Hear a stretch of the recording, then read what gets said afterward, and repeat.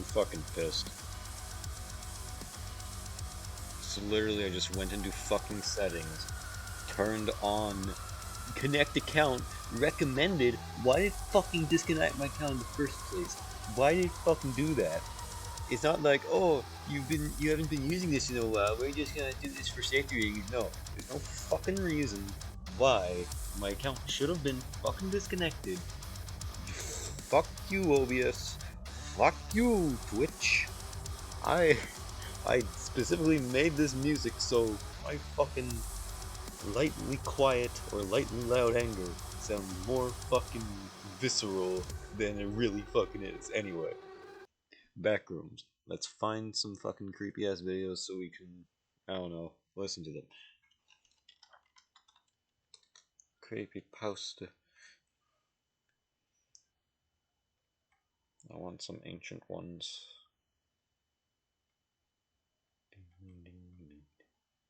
Oh, my radio is on. I should turn that off. I should turn that off. I am going to turn off my radio after I find something to fucking listen to. Suck my balls. I am a widow. No. Uh, uh, dead part. Let's. You know what? Here's Rap Rat. We are not listening to Rap Rat because we already listened to this. I'm using this as a jumping off point to find something else. 1 sec.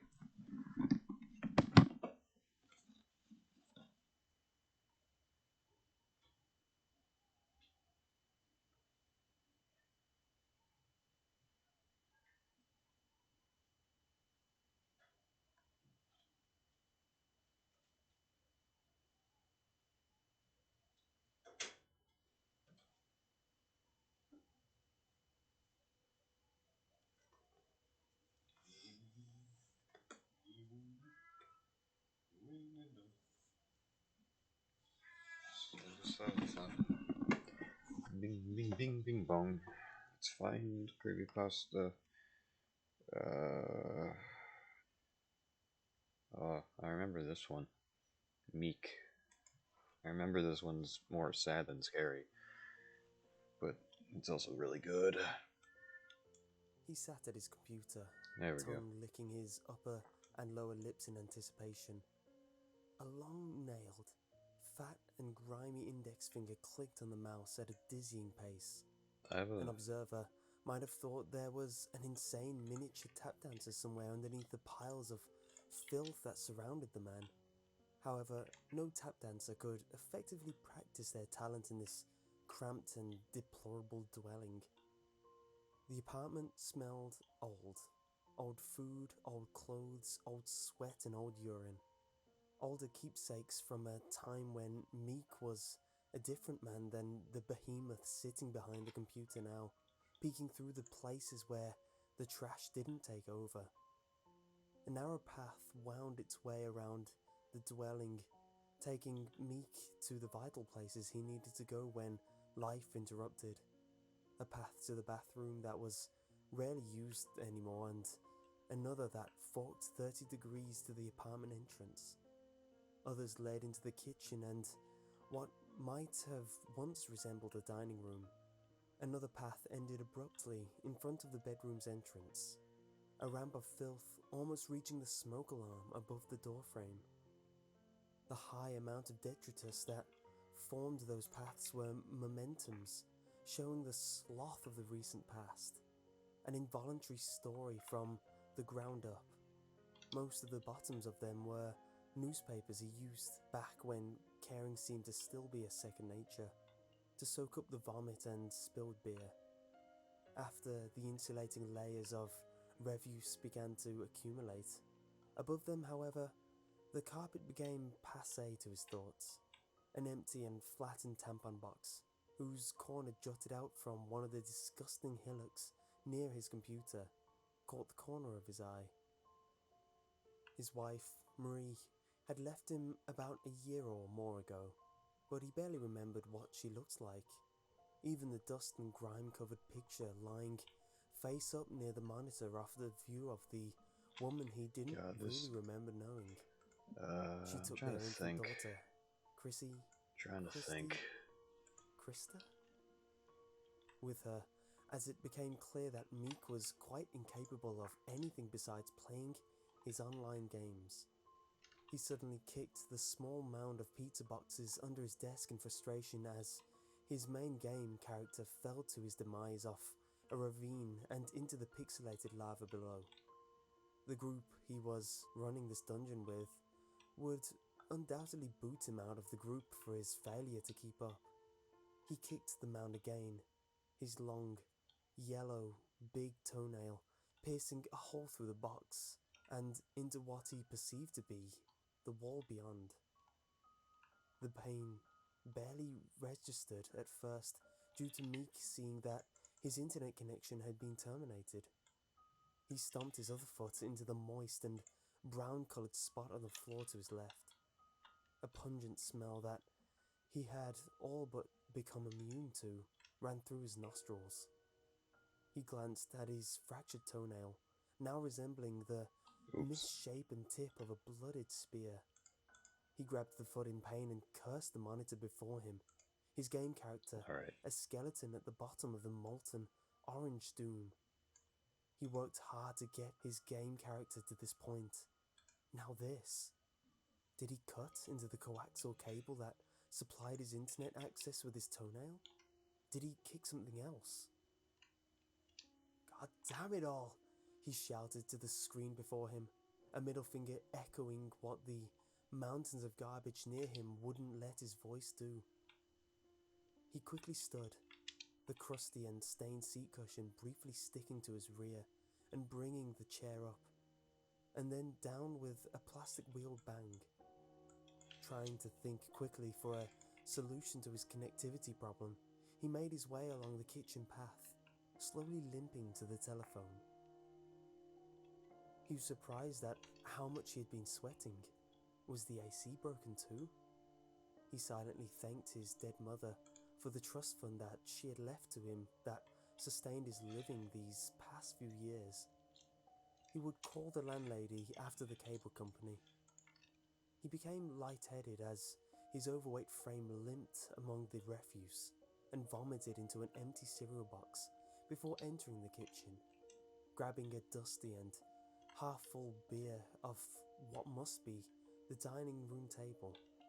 He drank, expelling the acidic taste from his mouth. He dry-heaved from the taste of the old beer, thankful that the taste of puke no longer lingered. He hadn't used the phone in ages.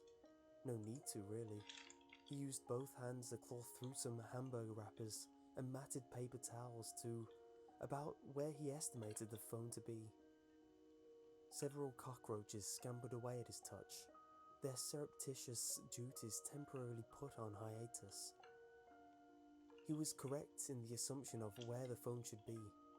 He was incorrect by thinking the phone was still there, however. He faintly remembered Marie saying how the phone's ringer woke up the baby at night, since they could only afford a one-bedroom place at the time. The kid had to sleep in the living room, and since they both had cell phones at the time, the home phone was redundant. So, did she move it? Put it away? Throw it out? Damn it, he said as he picked a small, itchy brown piece of crust from the back of his leg, clawing at the skin underneath. Wrong button. His toe was bleeding worse now. The toenail, much worse than he thought as he examined it in the brighter light of the kitchen. The nail cracked vertically, all the way down, apparently breaking beneath his skin as well. His toe was easily twice the size I it feel had like been I should be talking his during this because gimpy trek into the kitchen. I don't know. I really like this video. Meek How many views does look this video have? Marie had put Only it somewhere. 6,000? And quite frankly, he Only didn't feel like 6,000? digging through more mounds to look. I swear Another this had option more. was the bedroom. There was a landline connection in there. Maybe it was buried somewhere in there. His desire to get back to his game, coupled with His throbbing foot prodded him to go back. Maybe I should find one that's like, he wobbled along the bedroom I don't know, a bit more cheesy. straight down the hallway. My hometown is missing. 7 months ago. Barney, okay, 8 years ago, Barney the fucking dinosaur. This one I could probably comment on because and not be distracted.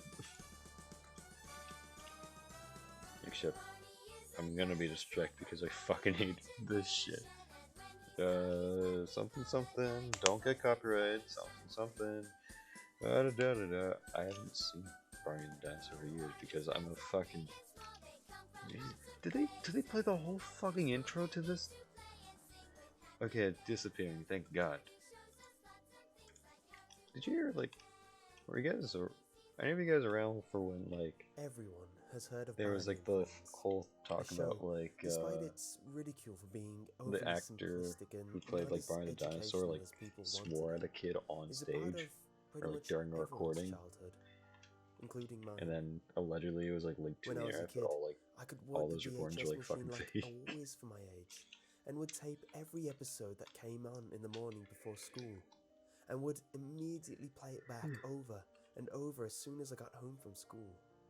I mean, every kid had their obsession when they were young.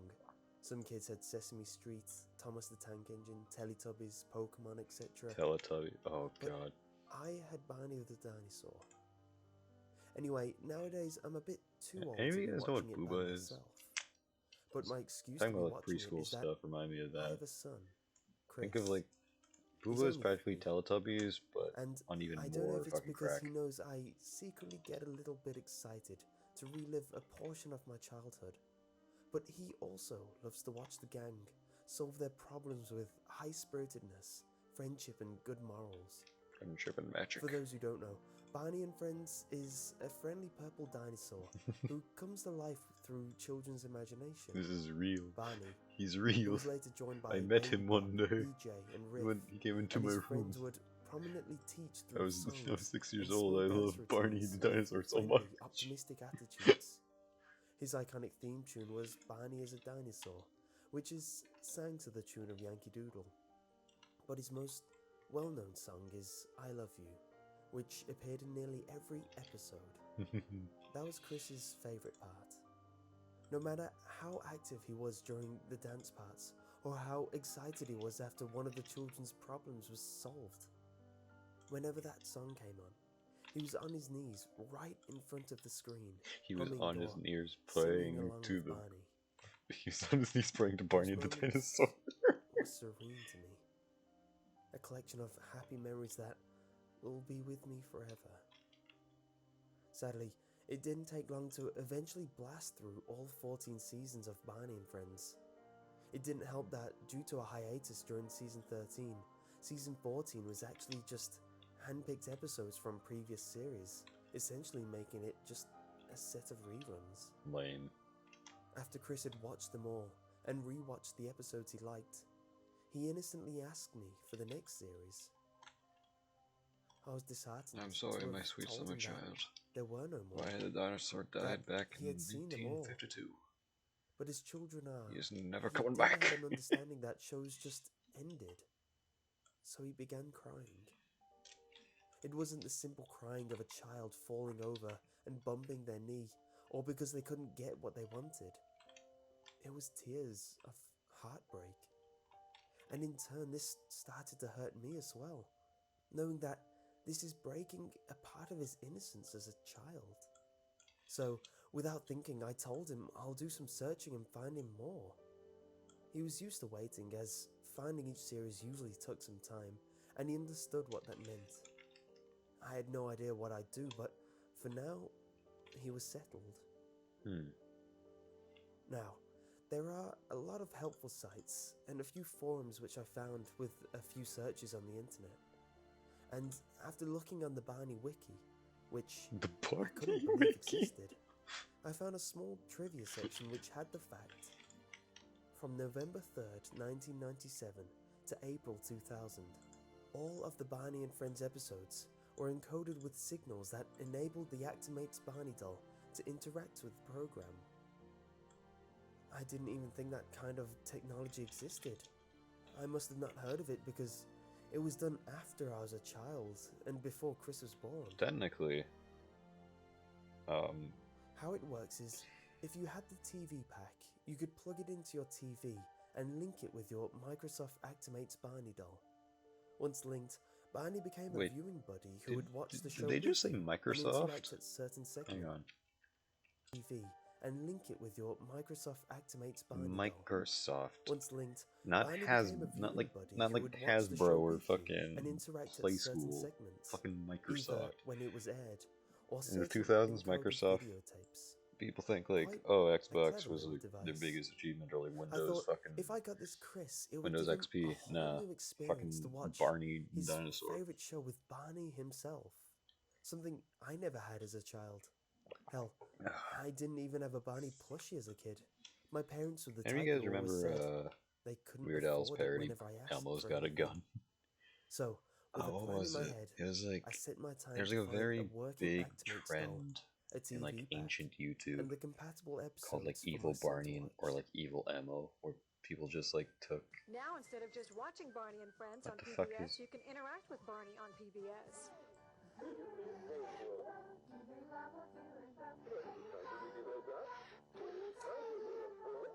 4-year-old Mallory is watching Barney and Friends with an innovative new early learning system called Microsoft Actimates.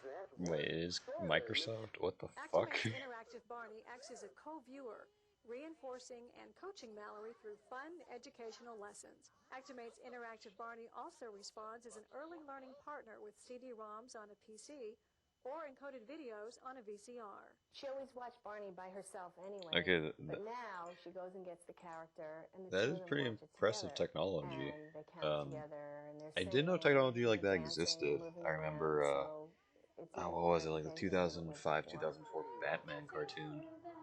They advertised like, oh yeah, you can get like this Batmobile toy, It was 2 or 3 and weeks later put in that like the I got a DVD response. fucking box set or It was whatever of from the one of my show, forum posts and it would I'd like made activate asking about the secret items, things on the and if Batmobile, anyone had a set and I they thought were that willing was to like part fucking with. nuts.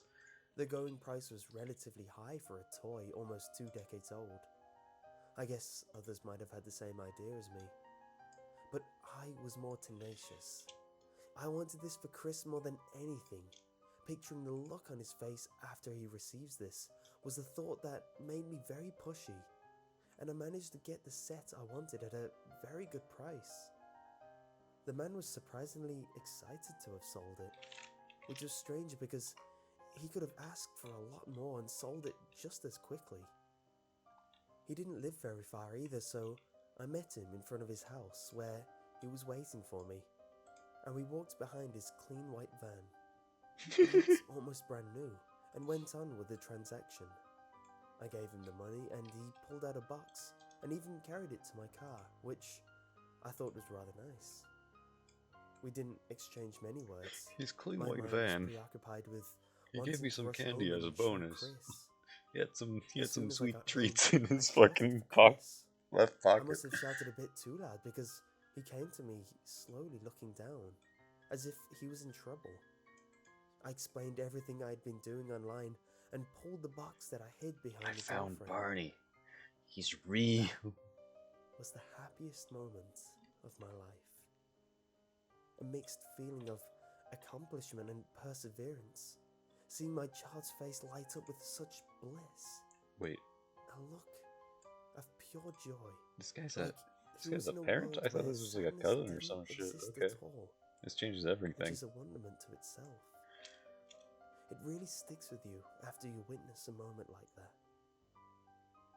He straight away dragged the box halfway to the living room before I caught up and carried it the rest of the way. I tried to set it up, which took a while because it was old and fiddly, plus the guy didn't leave an instruction manual with it. In the time it took me to finally finish, his level of excitement didn't dwindle at all. I started the tape and walked away towards the door. Chris stopped me, asking where I was going, why I wasn't going to watch it with him. While the intro was playing, I knelt down in front of him and said, "This is an experience I want you to have, with just you and Barney," to which I pointed at the plushie. He nodded in agreement excitedly, And then I lost from them the to other the room, I TV, heard Barney say, asking the viewers "Hi to kids, sing along. do you like violence? I Want headed to to see the me kitchen stick for some 99-inch coffee nails and spent within the rest of each the one of my afternoon in my room. eyelids?" That's Oh, they're actually playing the show. Oh shit. Finger painting. See? Oh, that's gross. It's a fantastic automatic ooey gooey drip dropper. Yeah, let's get messy. Okay. After the sounds of the TV died, I assumed You guys he had remember finished Bob watching. what was So I it? went Fucking downstairs to see who's the what he guy that wanted sings to do Crocodile next. Rock? Elton John. But Did you guys know before he I was in opened Bob the door, Builder? I heard Chris talking. There's a He whole sounded fucking distressed, scene in like Bob the Builder where he he's sings upset at what Crocodile someone Rock. I'm said. not lying, it's real. I opened the door to see if his mother came home early and told him off for something. But what I saw was Chris's head spin around towards me, while he was holding Barney in front of him. Barney told me. There was a moment of silence as Bobby told me I to was go to trying this process address. what to say, until I instinctively came out with, "Chris, what's going on?" Quick as a whistle, he said, "Nothing," brushing it off like he was hiding something before darting past me to the kitchen, Barney in hand.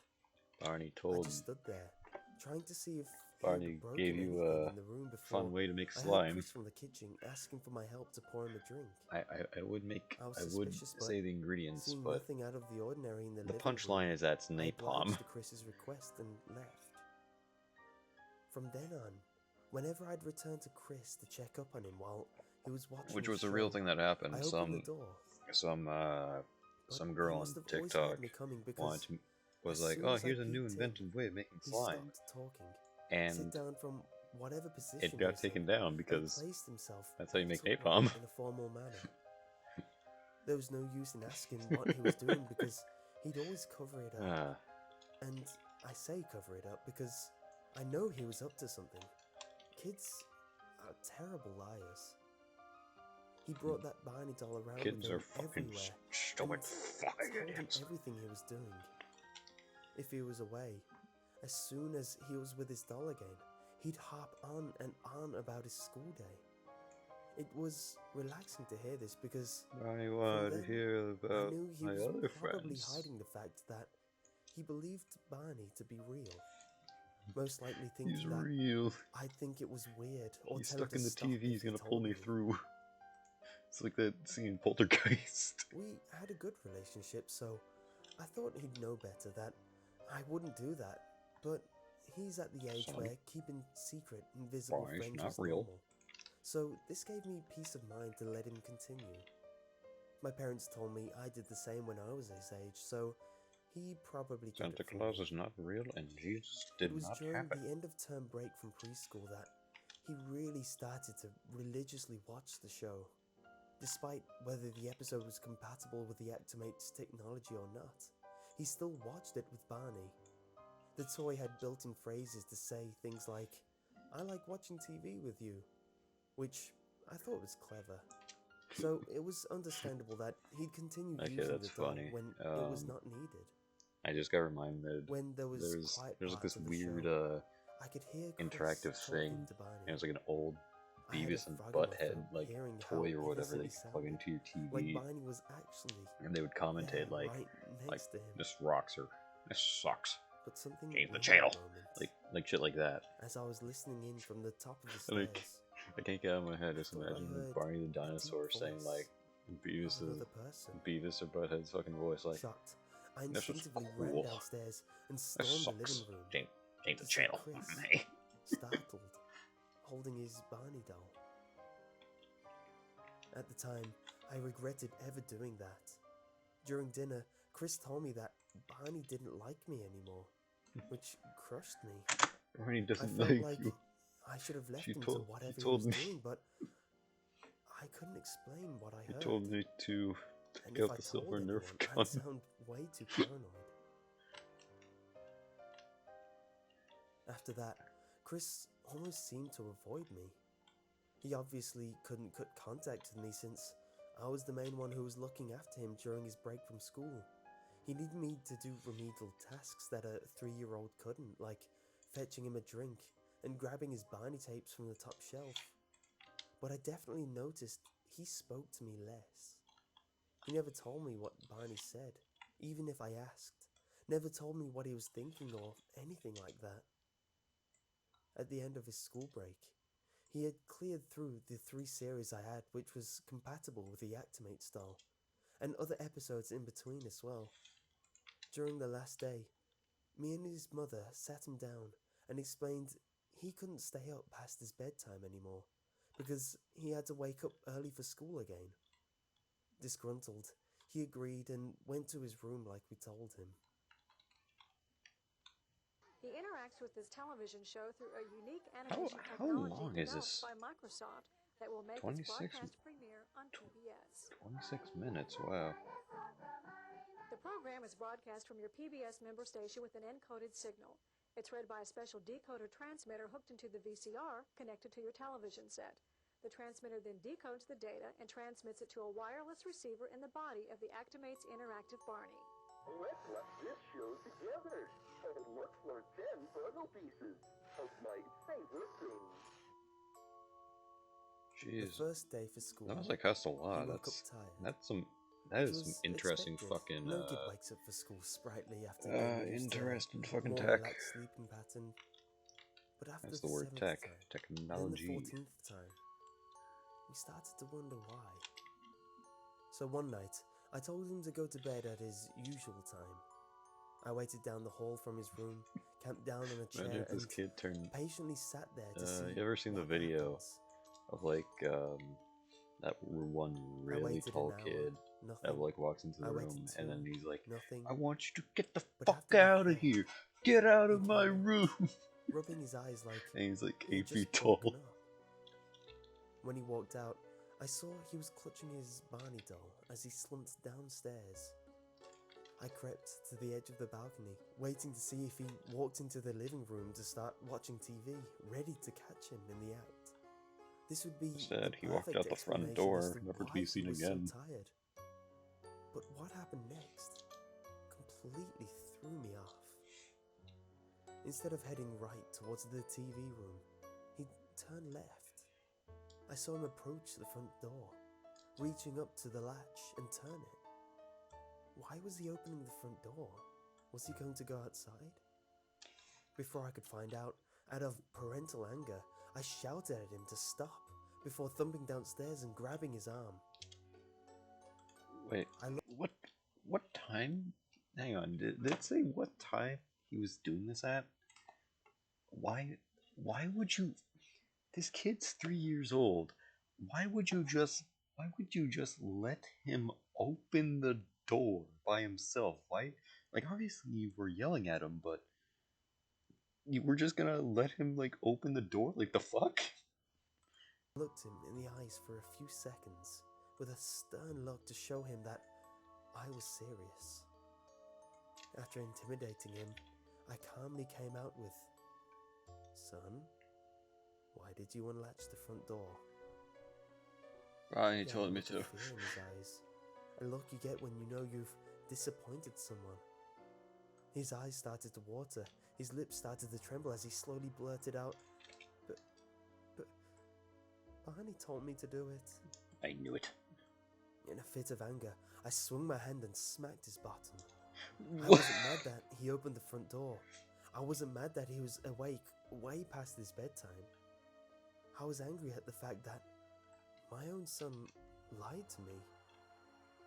He started wailing as I carried him back to his room and told him I'd deal with him in the morning. I explained what happened to my wife before we went to bed. I love my son.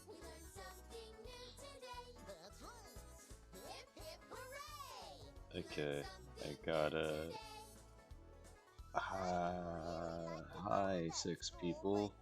You're watching someone map out the backrooms while shit talking a Barney creepypasta.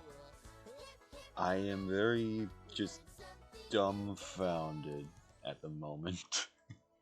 The next morning, I saw a child with a face of many emotions. A look of distress, a look of disappointment, a look of sadness, I guess I'll have to map out that corpse. He sat down quietly. He was looking at the ground Oh, the there's whole the chair. time. I sat down in front of him, and in a more friendlier tone than the night before, asked him again why he was opening the front door. He looked up and quietly murmured, Barney. Barney told me to do it. My voice raised as I said, Chris, why are you lying to me? You'll be in more trouble if you lie again. He raised his head with a serious look on his face. But he really did. His face started to well up. I'm not lying. I knew it wasn't true. It couldn't be. Although he sounded like he honestly believed that it was. But I knew that kids have a very active imagination, something people lose after a certain age. I deliberated for a few minutes before telling Chris that he could not do as Barney said anymore. I felt that to deal with this situation, I can show this on Twitch, right? I had to act as if Barney was really talking to Chris. Jesus. Okay. He looked down and agreed, which I thought would be the end of the whole situation. I can show this on Twitch. I was wrong. First company that we wanted to talk to is PBS. I don't even know how to pronounce your name. What the fuck are you talking about? We're trying to accomplish here. We're trying to get education. 5 viewers. Follow in Prime. Follow in Prime's on viewers. Shop. And PBS was a natural fit for us. Fuck you. The next night, a few hours after Chris went to bed, me and the wife decided to get some sleep as well. Is that guy just like... We slept for a bit before... You jump in and jump out just to fucking text some bullshit. 5 viewers, followers, and Primes on viewers. Shop. I tiptoed Click on reply. No, how do I report this bastard? As I was passing Chris's bedroom door, I heard something. Yeah, I'll do it later. And listened in. I could hear Chris. He was talking, but not in a normal talking tone. To Barney. He was talking in a higher-pitched, whining tone, like he was complaining about something. I couldn't make out any words at first until I heard the phrase, "No, I'm not allowed to do as you say anymore." I straight away knew what he was up to. He was talking to his Barney doll again. I raised my hand in order to knock on the door to make my presence known. I yelled, "Get back to bed," as my hand started banging against the door, but as I did, I swore I heard, in Barney's voice, say, "Do it." Do it. I immediately stopped knocking. Barney sounds a lot like Goofy, doesn't he? My spine. Was Barney hey, really kids. talking to him? I wanted to it's investigate further, but do it. my need to relieve myself intensified, so do I it. rushed to the bathroom and tried to kill do yourself. everything as Kill your quickly as I father. could so I could talk to Chris about what was going on. Whilst I was doing my business, I Gotta started put to the relax corpse there. and think about what happened. I started to think about how it could have been one of Barney's phrases he says, or misheard Chris doing the voice himself. After I finished, I washed my hands, less hastily than I was originally going to, and opened the door. How do I delete this? Through the hallway, and saw that Chris's door I don't want to see this wide bot open. bullshit in my chat. I peeked in and saw no sign of him anywhere. There's one thing of being a bot and just like, fill up my Twitch chat or whatever, because that happens for some reason. And another thing of just like advertising bullshit. I want that. As soon as I got to the bottom of the stairs, I looked left and saw the front door, also wide open. Through the door on the other side of the road was a white van. Your child is mine. I didn't have time to investigate as I heard another scream to my right. "Chris!" I yelled as I ran into the living room. When I burst in, all I saw in the middle of the room was Chris's Barney doll. "Dad!" I heard, screamed from the Barney doll itself. Puzzled, I started walking over to it. As I did, a squeal echoed through my house from behind me. I turned to just catch the sight of the back of the white van speeding off down the road. I picked up the Barney doll, hearing the squeal also resonating through the plushie simultaneously. I opened its back. Drive, asshole. And saw a two-way radio. The light on the top that signified that it had a connection to another radio dimmed to nothing.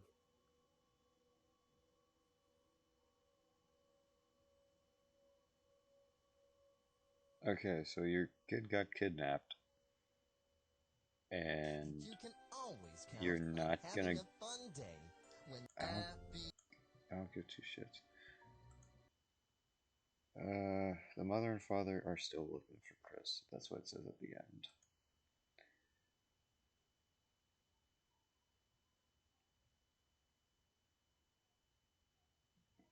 That's interesting. If you have any information, send it to helpmefindchris@hotmail.com. I doubt that's still around, but from me to you. more Barney bullshit. Fuck. I can't say that name. Not because it's offensive and it'll get me banned, but because I don't want entities in my house.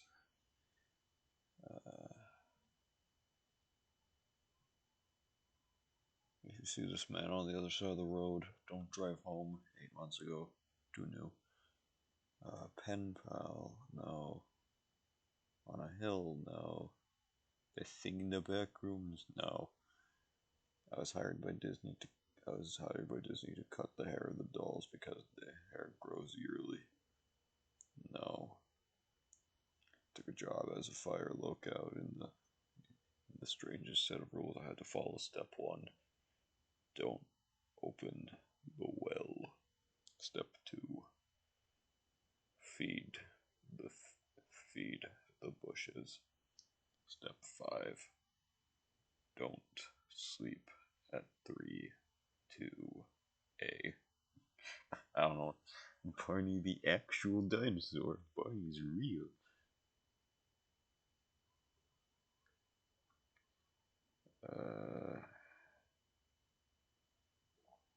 Scary Barney conspiracy.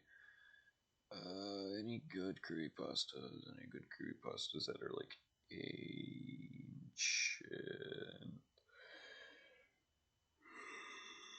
Let's listen to.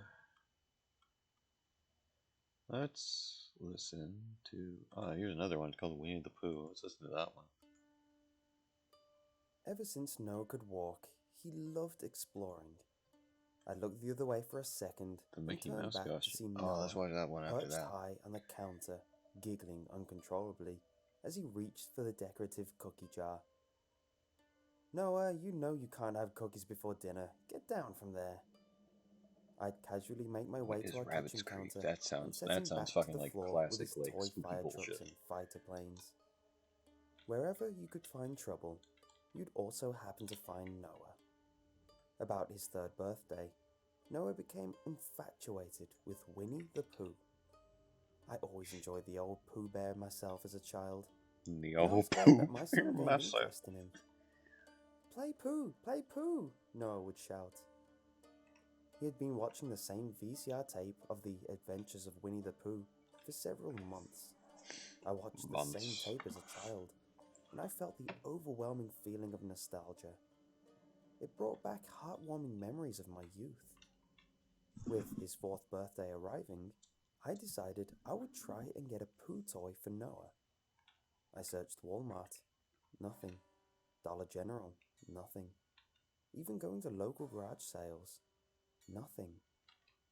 Just as my hopes of finding Pooh were diminishing, I came across an old weather-beaten Pooh doll in my basement. Mom had hidden it for some reason, but I couldn't quite remember why. I know what you may be thinking. I could have just looked on eBay for the Pooh doll. Well, I hadn't had tons of money lately. You see, my wife, Joyce, lost a raging battle against ovarian cancer. I was more of a stay-at-home dad, and she was a bank clerk at our local bank.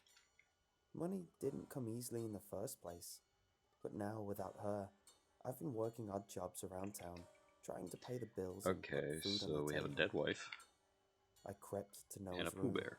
quietly cracking the door open and found him watching the Winnie the Pooh tape once again. He was a whiz with the VCR and had no problems working it. I stepped through the door with the doll behind my back, out of sight. "Daddy!" he yelled as he ran to me and hugged my legs. "I have a surprise for you, Noah." I revealed the bear, and Noah jumped with glee. He immediately grabbed the doll from my hands and embraced it, holding it close to his face. "Pooh!" he affectionately murmured. I smiled briefly and said, "Happy birthday, son." I left Noah I to love his you, new my toy son. and Please do slumped not into get the couch. kidnapped like the kid down the Today street was with a the long Barney toy. day. My eyes started to flutter, and the next thing I knew, I was asleep. I woke up feeling groggy and disorientated. Yeah. My alarm clock read 3 a.m. Jeez, I was up for a while. I lazily stumbled into the kitchen and poured myself a glass of water. My lips and throat were very dry from the nap. I was taking a sip when I heard something. It was quiet but loud enough to hear very clearly. I could hear Noah's voice. He seemed distressed. Noah's not the kid to stay up late, always being knocked out cold by, at most, 10 p.m. I rushed to Noah's room and swung the door open. His room was very dark and was only illuminated by the TV, which displayed static. I could make out two shapes in the darkness. One was no doubt Noah, but there was another shape huddled near him. I crept a little closer. It was the Pooh doll I had just got him. It's the Pooh Goblin. I was relieved, but still unsettled by the second voice from earlier. "Noah, who are you talking to?" Where's the Pooh? He looked up at me and smiled. "I was talking to Pooh Bear, Daddy." Must have been hearing things, I suppose. "Get to bed, Just the kiddo. wind. It's way past your No bedtime." demons. Noah groaned with displeasure and climbed into bed with a Pooh doll bear tucked under his arm. The next few days, all Noah could do was play with the doll. He took it everywhere with him, and he continued to stay up late to talk to Pooh Bear. He didn't want to go outside and play anymore. He stayed inside, playing with Pooh non-stop. My curiosity was overwhelming, so after I tucked Noah in, I pulled up a chair near his door and sat. I was going to eavesdrop on their conversation tonight. Seconds turned to minutes, minutes turned to hours, and not a single noise emanated from the room. 2 a.m. rolled around, and I considered calling my weight off. But then I heard something come from his room. It was the familiar pitter-patter of little feet. I paused my breath, breathing to listen. I heard whispering. I can make out the phrase, "Pooh, I'm tired. I want to sleep, Pooh." There was a pause. I could hear the TV playing in the background. Static noise again. Nothing else could be heard. "I wouldn't do that to him, Pooh. I don't want to do that." Kill Noah your had parents. distress in his voice. There's This no was other against his option. will. I cracked the door open, Oh, what the and an fuck? unsettling draft hit me like a ton of bricks. The window was open. The TV illuminated Noah's form sitting crisscrossed in the center of his room, turning away from the window towards me. "Hi, Daddy." Knowing I was caught, I casually walked into the dark room. The Pooh doll was in Noah's arms, held tightly against him. I was so disturbed by the situation that I grabbed Noah and said, "You're going to sleep with me tonight." He reached for the Pooh doll, but it was out of his range. On his arms were bruises. Not in the shape of a hand, but in circular form. "No Pooh for you tonight." I carried him to my room and tucked him into my covers. I sat in bed, looking at the ceiling. Who was talking to my son? Every kid has imaginary friends, No one has ever had an imaginary bully. The next morning, I awoke not to Noah, but an empty bed. I got up I woke and up to controlled poo. the house for Noah. He was sitting neatly on the floor in his room, talking to Pooh again. Won't that hurt Pooh? I strolled in the room. Time to get to the bottom of this. Noah, what has Pooh been asking you? Noah paused and furrowed his brow. I can't tell you. It's secret. Noah and I were very close. Keeping secrets. Close for a father I and then son. smacked the shit out of Why my didn't he son. tell me? The That's rest of not the funny. day continued very boringly, and nothing of interest occurred. That night, I decided not to eavesdrop like I usually did, and went to bed. I faded to darkness and lost consciousness. I feel like I've definitely Over the fucked next up on few the math weeks, here. Noah's condition worsened. It's definitely too He small. stopped leaving his room, stopped playing with his other toys, Definitely. stopped telling me he loved me. Noah wouldn't even eat on most days. He lost 10 pounds in weeks. I tried force feeding him, but all he did was scream and fuss. I don't want to eat. I want to play with Pooh. Getting rid of the doll didn't help either. I threw it in the trash, only to find it removed and back in its place by Noah. The doll started to age dramatically as well. Seams were ripping, dark stains appeared on the doll, and even an eyeball was hanging loose, like a ball and chain. Oh. Dark rings appeared under Noah's eyes, caused by sleep deprivation. I didn't know what to do. The doll was driving me to drink. I dozed off, giving in to sleep's tempting offer. I awoke to a loud thumping noise. It was so dark I couldn't see my hand in front of my face. What the fuck? What was that? My doorknob rattled and opened very slowly, almost at a turtle's pace. I opened the blind next to my bed, unleashing the moonlight's illuminating presence. The door to my room was open, and something silver glinted in the darkness. I squinted my eyes, hoping to spot something.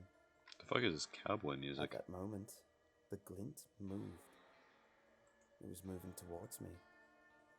I reached over to the lamp and pulled the string down, with a Colt brightly 45 illuminating the room. and 6 lead bullets for your sorry ass. In his hand, he clutched a Phillips head screwdriver. His eyes opened like 2 giant almonds. He darted out of the room and into the dark hallway. He dropped something. It was Pooh. Enough's enough. I'm keeping the doll in here from now on. I sat the yellow bear on my nightstand under the lamp. God, Noah has destroyed the little bear. Noah bugged me and bugged me, asking where the bear was, and I always replied, "Where's the bear, Daddy?" Who went back to the 100-acre woods to visit his friends? Weeks went by. I know what you Noah's like, health was Daddy. improving dramatically. Give me He my gained bear, his weight Daddy. back. The bags under his eyes Come were going to away, Daddy. and he started eating again. He even started telling me that he loved me at night before bed. I lay on This my is own not bed, my son looking anymore. over the worn doll. I even picked it up and tossed it back and forth in my hands for a while. I threw salt in his face. I like how He this screamed doll in terror. feels. It's a demon, I swear. Despite its aging, the doll was still fuzzy as ever. I started putting the doll into my bag before work. On lunch breaks, I pulled the doll out and stroked its head. I quickly shoved it back into my bag when a co-worker would walk by. The fuck are you talking? What Eventually, I stopped going to work. I needed more time with Pooh. I spent my days clutching the weathered old doll in my hands, caressing it, and taking care of it. I love you, Pooh. Dad, there's nothing to eat, Noah would moan. Stupid kid. He's interfering with my time with Pooh. Can't you see I'm busy, you little cretin? Cretin. Noah would hang his head and scurry back to his room. What the fuck? He doesn't know Pooh. He doesn't know the time I needed for you. I started confiscating his VHS collection of Winnie the Pooh, bringing them to my room so I could watch all day and all night. I stopped sleeping. If I slept, Pooh would be angry. Guy turned into a I man didn't want child. him to be angry. I hadn't even gotten up to relieve myself. My room was blanketed in the putrid smell of feces and urine. I don't care. Fuck. As long as Pooh is happy. Noah Who doesn't mind the eventually smell? left, but I can't exactly remember when. Was it yesterday? Was it a week ago? Good riddance. I'm free of him for good. His Eventually, son's fucking my dead. What the electricity fuck? went out. I hadn't paid the bill in months. I'd gone from a £180 man to a tiny £100 man. As long as Pooh loves me, I don't care. I This was is definitely an forced to eat SCP. bugs and rats that unfortunately scurried across my path. The paint on the walls started to peel, and mold covered the ceiling. I don't care. I do it for Pooh. He needs my time more than I do. Much time has passed. I like to point out and I how haven't been in great the video I'm shape. watching, there's a picture of Pooh Bear, I and it's think just I'm becoming dying. more and more red. I can't die. Pooh doesn't want me to die. I think I'm My beard dying. and unkempt hair reach below my chest. My clothes are in tatters, and my fingernails have grown unreasonably long. My I fingers sing are to black, myself my occasionally toes to please black. Pooh. Weenie the Pooh, It fell off. Weenie the Pooh, tubby little chubby all stuffed with fluff. He's Weenie the Pooh, Weenie the Pooh, willy-nilly silly old bear. There's a knock at the door. People have knocked before, but this knock was persistent. It was hard, but I got up and stood. Oh, that's a classic noise. I looked through the peephole, and a man in his late 20s was outside. He knocked again. He shouted something. Dad? Are you in there? What the fuck?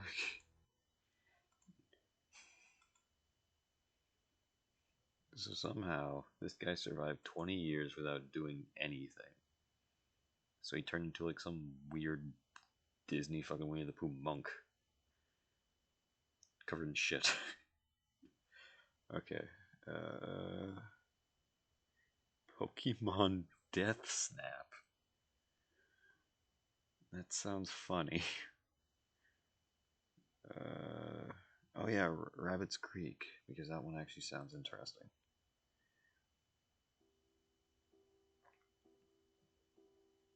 I'm recording this And because then I get recommended one my called family The Flesh won't Market. talk about it Neat. anymore. I'm the only one who can't seem to forget. I was raised in the outskirts of Preston, a small town in southern Idaho, with a population of around 5,000. More my immediate community was an isolated, dead-end dirt road called Bear Creek. Less than 20 families lived on Bear Creek. I didn't mind it being so isolated. I grew up in the comfort of wide fields and close neighbors that only rural people know. We are a Mormon community, very church-centered, very community-centered. All the young boys, including myself, were members of the local Boy Scout troop, which doubled as a church group in our area, and all of the girls were a part of the women's group. We had 4th of July parties at the local ballpark, and swam in the nearby reservoir. It was a good, quiet community. My house, a 92-year-old farmhouse built by my great-great-grandfather, was situated on a small hill surrounded by wide grass field on one side Right. and a snaking dirt No, road this on the is other. right anyways. Across the road was the creek where did I go? bottoms. Southern Idaho is categorized as a desert climate, so not much grows outside of the irrigated fields besides sagebrush and burrs. The creek bottoms were the exception. The creek fed a growth of thick tangle of pussy willow brushes. In the late fall, we would go down into the bottom and pick the white cotton pussy willow seeds to decorate the fences of our driveway. Being so isolated, it wasn't uncommon for animals to come down from the mountains. We had a female moose who brought a calf down and lived in our orchard every winter, and the occasional lion wasn't unheard of either. Mountain lion. The summer when I was 8. I remember because it was the same year as my baptism. A smaller mountain lion was spotted several miles in our area. We weren't worried. The big cats stayed away from the farms and usually moved on when an area didn't yield enough food. The same summer, my neighbor, Peyton, was working his Eagle Scout project. He loved National Geographic and thought it would be pretty cool to try put together a National Geographic submission on our little creek bottoms. The young lion that happened to be in our area at the time made him especially excited. He decided he wanted to try and get pictures of the lion and emailed the National Geographic team for advice. Like mountain They lion? recommended setting up an automatic camera that takes shots every couple of seconds in an area the lion was known to visit. They also recommended setting some kind of bait so the lion was more likely to come by. No one in the creek liked the idea of live bait or carrion, so we came up with a different kind of bait. We set up an audio recording of a dying rabbit and played it on loop through a set of speakers hidden in the willows. Oh I yeah, remember that's when totally not everyone was nightmare down fuel. at the bottoms testing the speakers, and I heard the noise for the first time. The sound of a dying rabbit is horrible. No It's been shit. described as almost identical to the sound of a screaming child. If you've never heard it yourself, there's plenty of recordings Don't available you fucking online. dare. It's worth a listen. No, it's The not. camera was set up, the speakers were set up, everything was perfect. Peyton explained that he would allow the camera and recording to play uninterrupted for a week, and then he'd go and check on it. This would give time for our scent to fade from the bottoms and encourage the lion to come closer. At first, I was worried about the noise. It was a truly horrible noise, and our house was the closest to the setup point in the bottoms. Yeah, you're gonna My go father fucking assured me nuts that if you listen to the that. noise wouldn't reach as far as our house, and I was relieved when we arrived home that night, and he was correct. The bottoms were far enough away that I couldn't hear anything. I remember Peyton the next day at church. He was fidgety and excited to check on the equipment, but he had to wait a week, which everybody kept reminding him. He couldn't risk going down too early and scaring the lion away for good. That night, I woke up to an awful noise.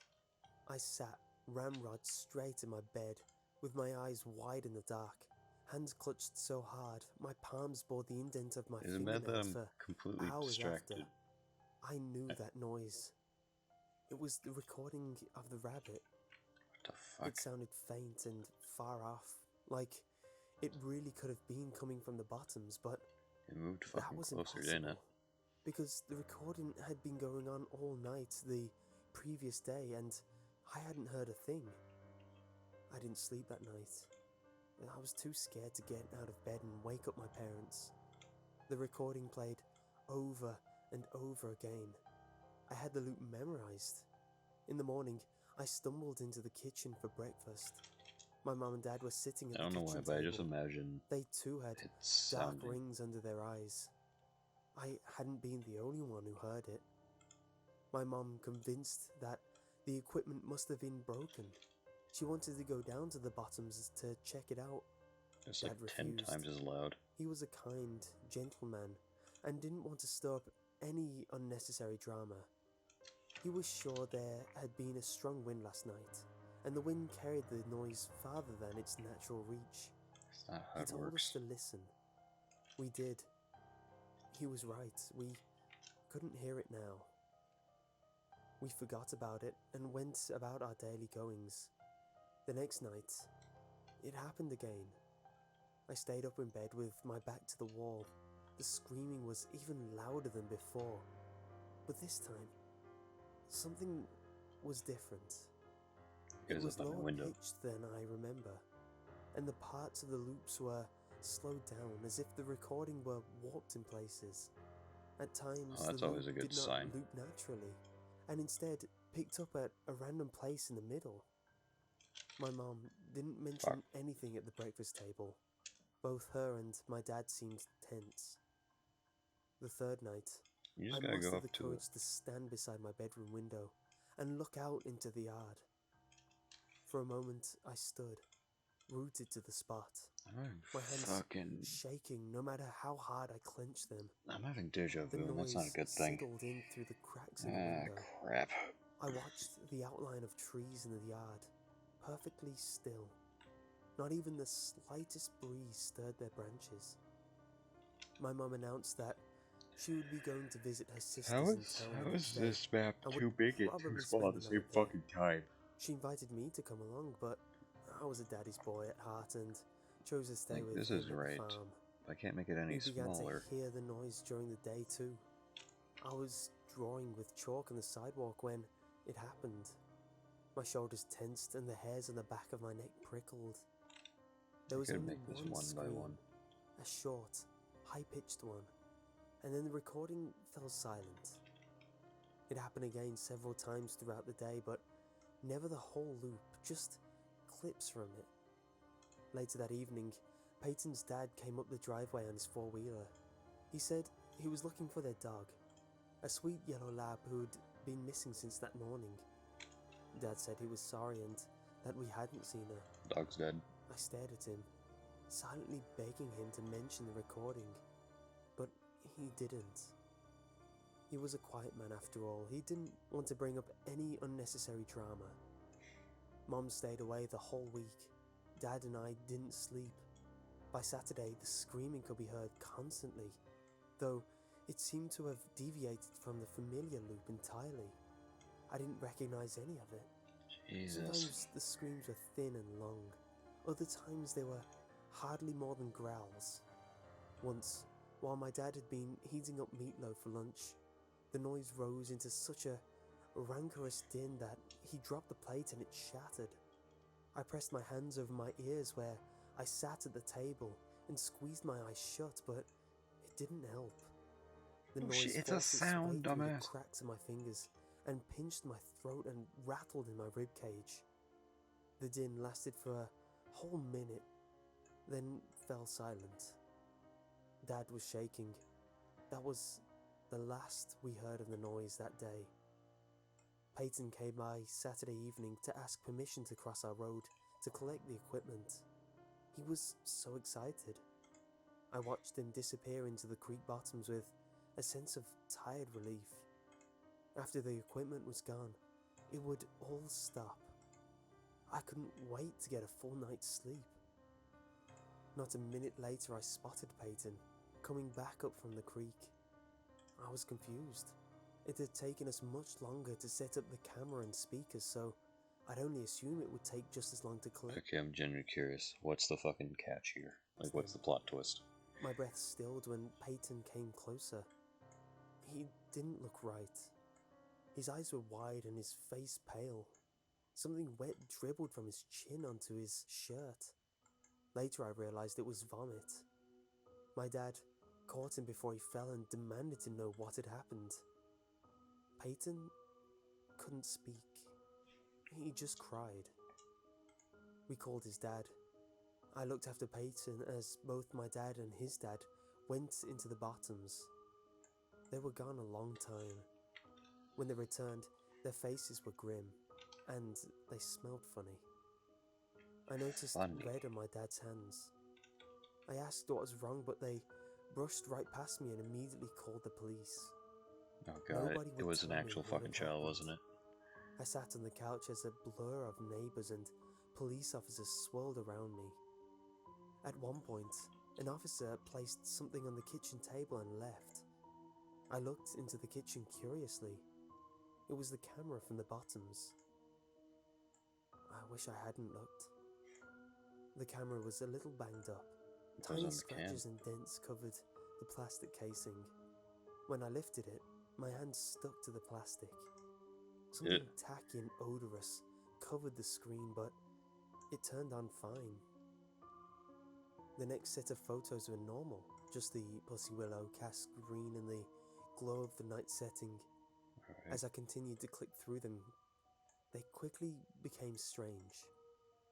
At one point, the camera angle changed, as if the camera had been knocked from its post. Grass now obscured most of the frame. Flecks of red appeared on the lens and remained for the rest of the set. One photo made me pause. There was a figure in this one, or half of a figure, as most of the upper torso hadn't made it into the frame. I thought it could be human, but it didn't look like it should be standing upright. Its legs were twisted like an animal, and it seemed to have difficulty supporting itself in an upright position. Beside the legs, a long, thin arm hung. Whatever it was, it must have been stooped over, Nope. for its fingertips hung below its crooked knees. No. The next set I'm was usually not different. creeped out by shit like It this, was but as if the because camera I had am been alone, picked up and was now being held. no one's chatting in the chat The box. first photo was of the bottoms at and night. I'm The fucking. next It's startled fucking me. dark. I don't I like had to this. look closely before deciding what it was. A rabbit had been laid in the bushes, but its ears and most of its scalp had been peeled away. The next was of the same rabbit, but a thin, dark hand was holding it up against the sky. Its limp body hung like something from a nightmare. In the following photos, more rabbits joined the one, each with their ears and scalp removed. Then a cat. Then more cats. Then a dog. The yellow lab. Then the lion. The following photo was of 7 rabbits, 3 cats, 1 dog, and the lion, all laid out in a row, facing the same way. Oh, fuck. Their arms and legs had been arranged as if they were marching, like some parade. All of their scalps had been removed, and tiny white glints of their skulls could be seen. The last photo was overly bright, like the photo had been taken too close with the flash on. One eye dominated the frame, but it was yellowed and crusty, and had a bar pupil like a horse. In the bottom corner of the edge, a mouth could be seen. No lips, just teeth, sharp and little, with wide gaps of red gum between them. I wish I hadn't looked. I heard my dad talking to the police outside. They said the speakers had malfunctioned. The recording had only played the first night.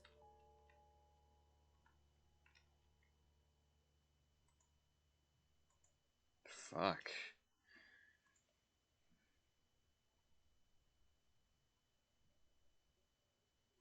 Well, at least it isn't like, oh, crazy fuck. Okay, I generally like that. I like that one. I never heard of it, but oh fuck, just I've had experience of living in the middle of fucking nowhere and going to fucking going to the middle of fucking nowhere for a couple days, and I've explored some places where they're like, I don't know, I've gone to like aunts and uncles where it's like, oh yeah, uh, there's like a little trail, we should go for a walk, and there's like a trail and whatnot. That's all peaceful and stuff, but then when late at night, it's like, I don't trust that at fucking all. It's scary. but but I did like that. I was expecting a plot twist of, oh yeah, the guy who wanted to take a picture of the lion. It was like, oh yeah, he's the one that fucking what is it? He's the one that fucking he's the one that was like messing around and like, I don't know. They brought up how like, oh yeah, the screaming of like rabbits sound like children, and he's like killing children or whatever because creepypasta. But instead, it's just like some weird fucking entity. That was pretty good. Colorado fishing trip. Okay, I want to listen to that one. That one sounds pretty fucking good. Our trip started in late February as my 3 friends, John, Steve, Max and I, drove my truck deep into the backwoods of Boxwood Gulch to follow the North Fork of That one the sounds South fucking Platte funny. River. Steve owned a cabin up in the backcountry, so we left my truck there and began our 57-mile hike into the wooded terrain following the river. We had all our camping and fishing gear packed, and enough food to, hopefully, last us the 3-day journey both ways. The pre-spawn bass wouldn't be an easy catch once we reached the hole. But if we were going to endure the brutal cold, we wouldn't go home without a fight. As we first set out in the early morning, a few light snowflakes began to fall. The terrain was heavily wooded and uneven, making for slow going.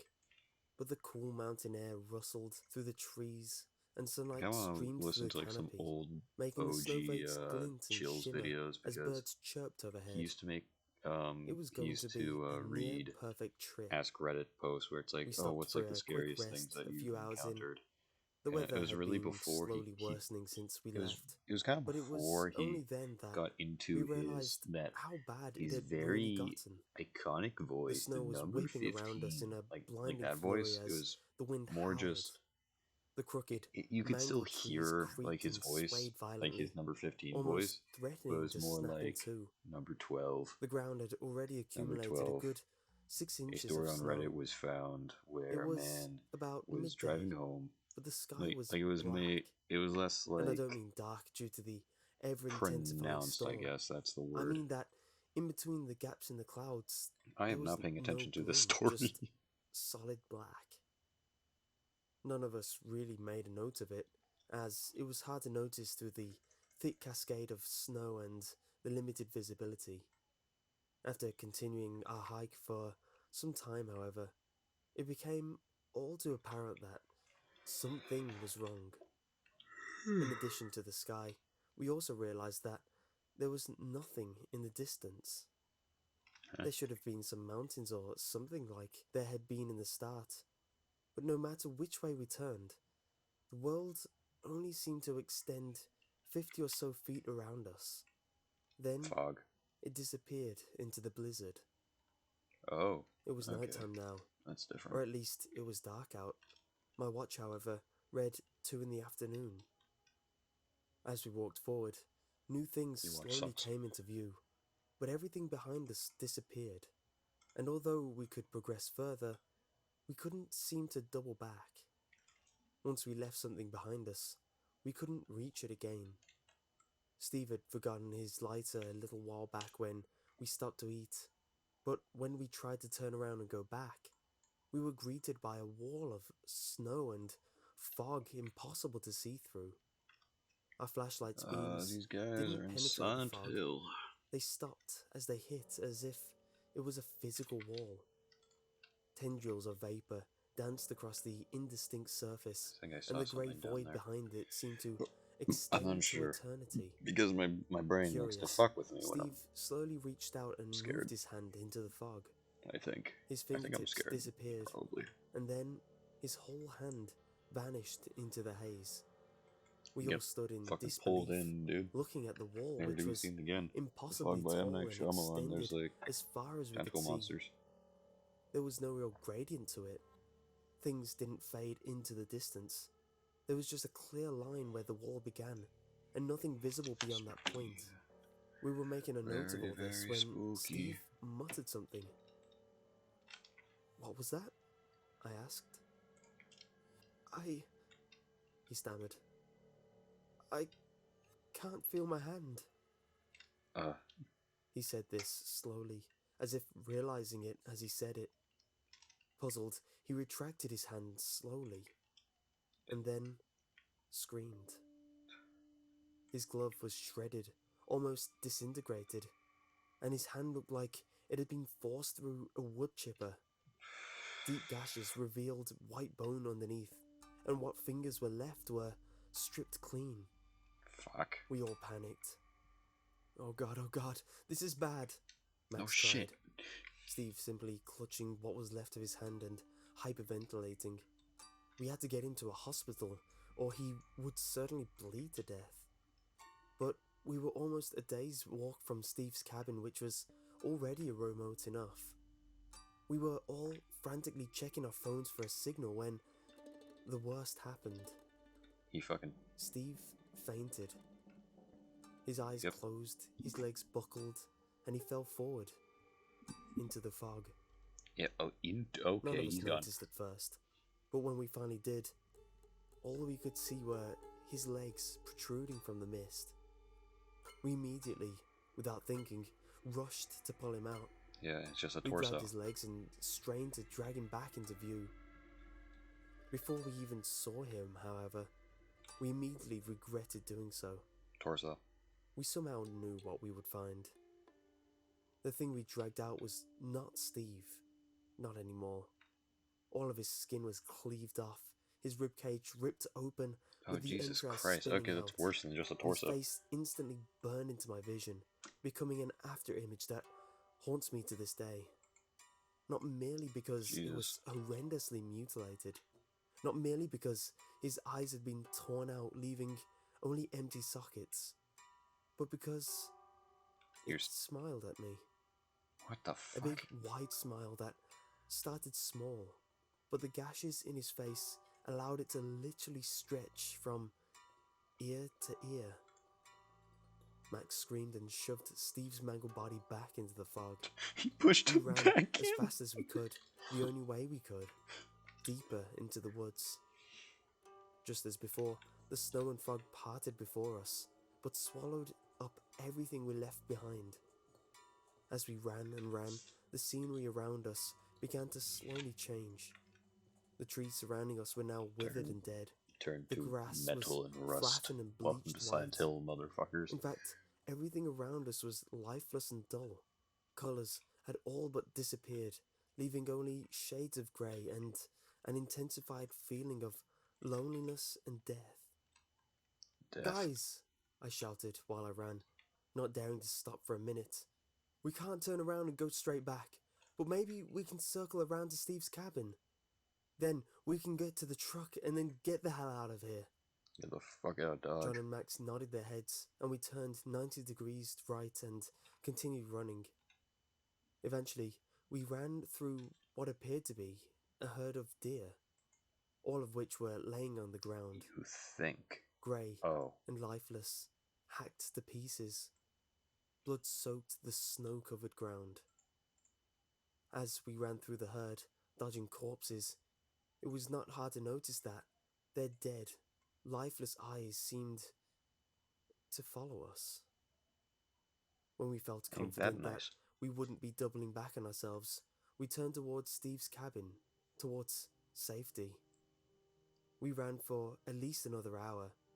Eventually, however, none of us could run any longer. Our bodies simply wouldn't allow it, and we were forced to stop.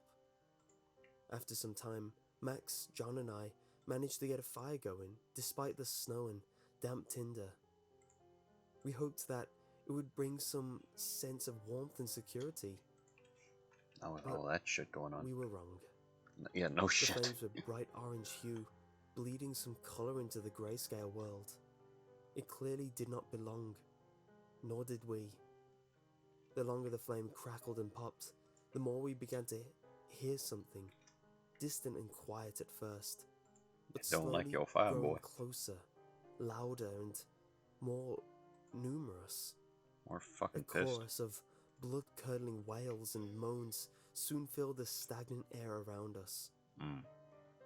Focused on the fire and pretending to be safe, mesmerized by its beauty, we didn't immediately notice the mangled deer carcass slowly dragging itself out of the fog and into view. Nor did we notice the second, nor the third. Finally, we snapped out of our trance just in time to scramble to our feet in terror as a myriad of different animal carcasses clambered out of the fog, drawn to the strange light of the fire. We were intruders in their world. I was paralyzed by fear, unable to breathe. The corpses moved with a surreal and broken, haphazard toss of limbs, as if poorly animated puppets. Gross. I turned to my friend to find that they were no longer beside me. They had taken off running, leaving me behind. What a fucking dick. I turned around to run after them, but something grabbed me by my shoulder. Fucking deer. I didn't need to turn around to know what it was. I could tell by the hand gripping my shoulder, a hand that looked as though it had gone through a wood chipper. Fuck. I flailed and managed to free myself before it could get a good grip on me and took off running. I didn't look back. No way did I want to see that face of what was once my friend. I could no longer see John or Max, and I assumed they must have been ahead of me. But I was the one with the keys to the truck, and Steve had the keys to the cabin. They wouldn't be any safer if I couldn't meet up with them. So I ran and ran, faster and for longer than any human could possibly do under normal circumstances. Finally, after goodness knows how long, I could faintly make out a structure in the distance. It was the cabin. I felt a twinge of hope. The wails continued to ring out in the night air, but I seemed to have a lead on them at a time. I reached the truck, unlocked it, and jumped inside. I scanned the area for Max and John, but could see neither. I couldn't just leave them, but I couldn't wait forever either. I sat, sweating and shaking nervously as the wails grew closer and closer. I had just about made up my mind to leave when I could suddenly make out someone sprinting towards me. It looked like Max. It I had the started hand up of the a wood truck and chipper. motioned him to run faster. But for some reason, I found myself subconsciously pressing the switch to my left, locking all of the doors. My instincts told me that something was wrong. I looked down at my hands. They were shaking like crazy. I looked back up, and Max's horribly mutilated face was pressed up against the driver's window, staring at me, smiling. He was trying to open the door. I slammed my foot on the gas and drove off, shaking like a madman and holding back the vomit. As I drove home, the sky slowly brightened back up to a blue hue, and I could eventually see the sun. Colorado fishing trip. It was 9 in the morning. I began to see other cars on the road, and people inside waved at me as I waved at them. Nice, normal people. I went straight home and asked my girlfriend to marry me. I'm sorry. That's just not true. Yeah, what the fuck? I'm sitting in my house now, door locked and barricaded, windows boarded up, and I'm writing this story. And I felt happy for the first time in a long time writing that end. I hardly even remember what a blue sky looks like. Yeah, you're in fucking Silent Hill. I wanted to picture it in my mind one last time. I just needed to imagine a happy world. Because in reality, that's not how it ended. No shit. The truth is, as I drove, the sky did not brighten up, the sun did not reappear, and the fog still surrounded me as it now surrounds my house. I hear wailing all around and knocks at my door constantly, and when I look through the peephole, all I ever see is some thing smiling at me. The stench of death is everywhere. The phone doesn't work, the TV and radio broadcast nothing but static. I'm too distracted. I hear the locks on my doors being undone at night, and I must constantly keep watch and relock them. Fuck. I'm simply waiting for the night they get into my house, when I forget to check the door, or when they break through a window, or when I wake up in the middle of the night to see them next to me. Their smiles, inches away from my face.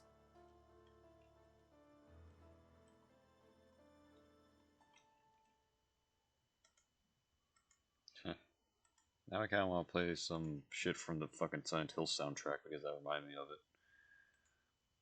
I'm gonna do that.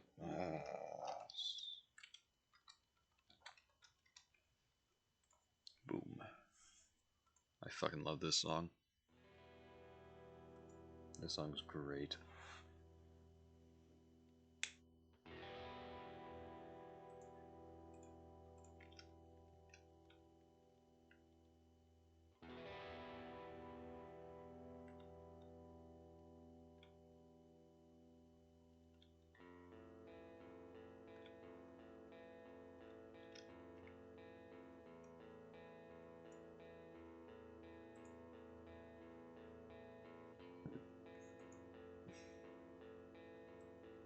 I don't know why, but I can't find a re-upload of this, like a actually well-made version.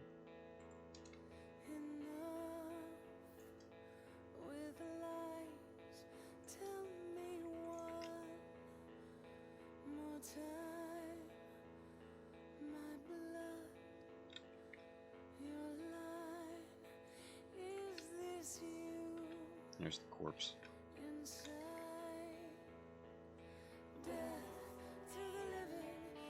I might need to do a good chunk of this map because it is really mismatched and not right.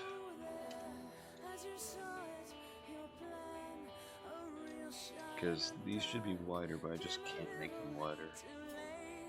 Well, not enough to like fuck with it.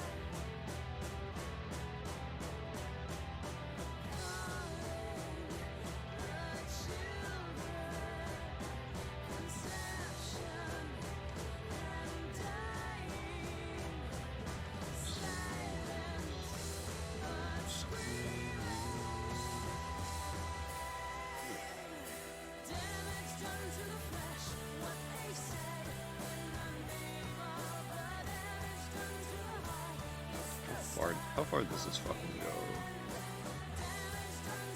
Fuck. Great. I'll just do this.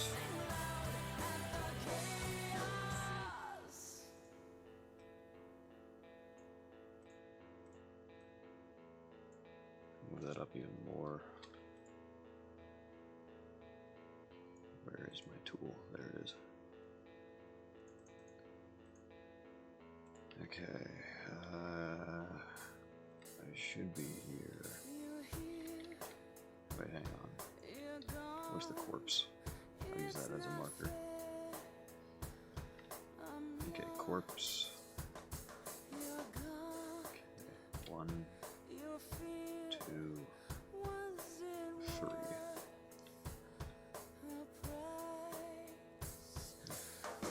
One sec. I'm just making sure I got this all right, because the worst thing I can do is like fuck up. I don't want to do that. Yeah. Where the fuck am I? Okay, yeah. I'm here. So if I go back down, I'll go up.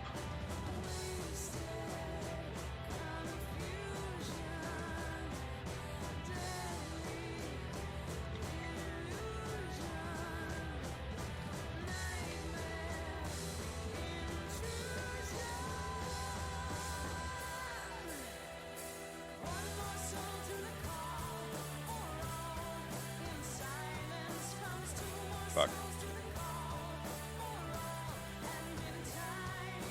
There we go. Fuck.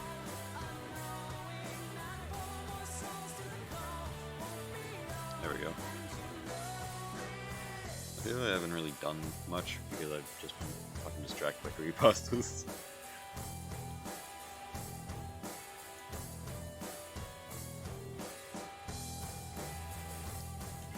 Also, I'm just very tired tonight.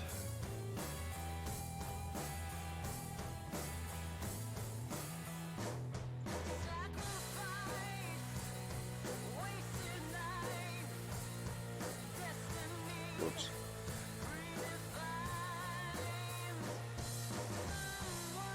There's actually a Sentinel map on VRChat. When I get a decent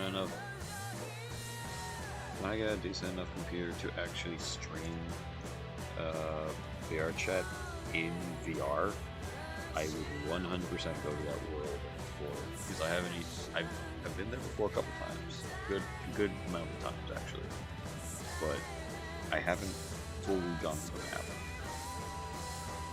And also every time I go there, I shit my pants.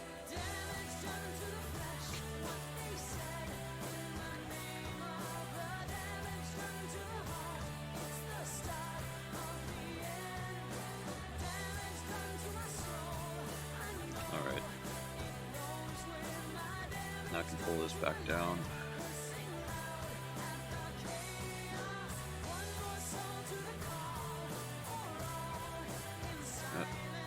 I'll do this in parts.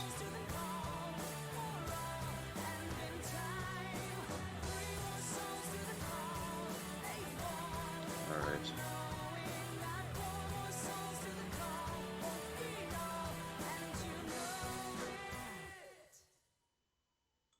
God, that song's so fucking good.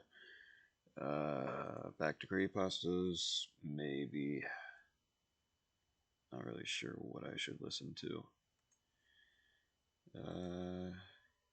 You know, I'll put on some Risk of Rain 2 soundtrack. The Risk of Rain 2 soundtrack fucking slaps.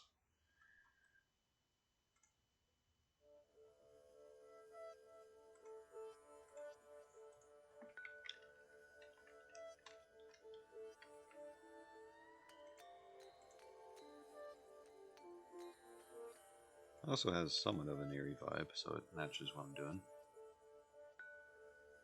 It works. Works well enough.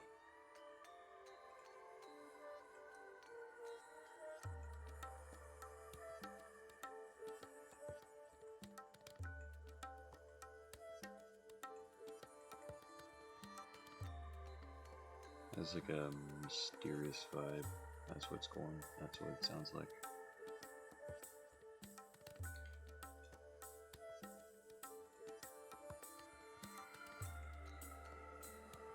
Do you know Korn did a lot of this? What was it? Korn did like a couple soundtracks for Silent Hill and the later games, which I find kind of funny. But also at the same time, a lot of classic Silent Hill music. A lot of people think when they think of the Silent Hill music, they think of like the eerie type of tones.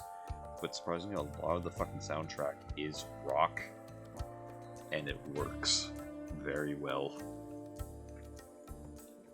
Like, even the theme song of Silent Hill is rock. People just mainly know the intro, but afterwards it turns into just like a pretty calm rock song.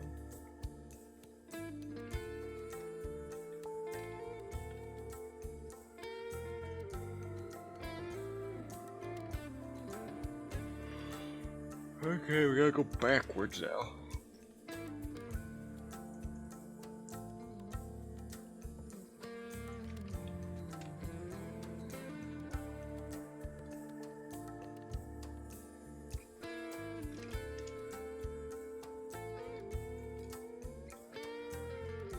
Is this like a remix of the actual like title theme?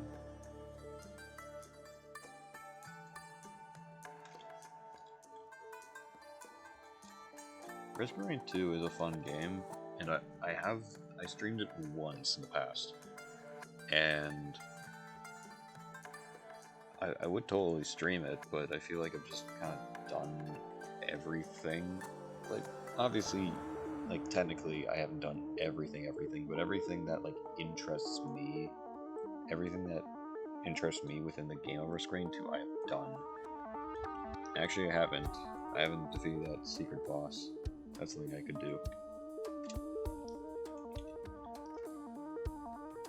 That's something of interest.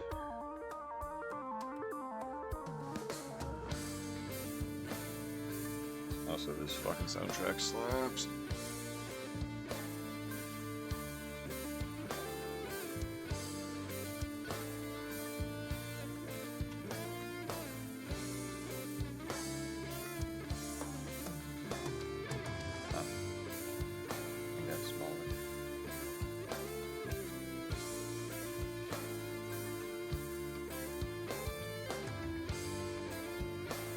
So fucking good.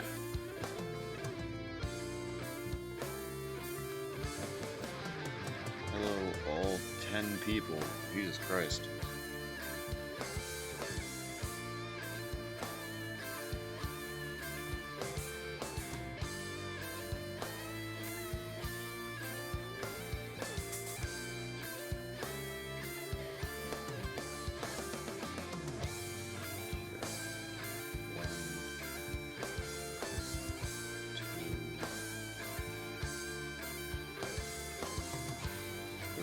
Corpse.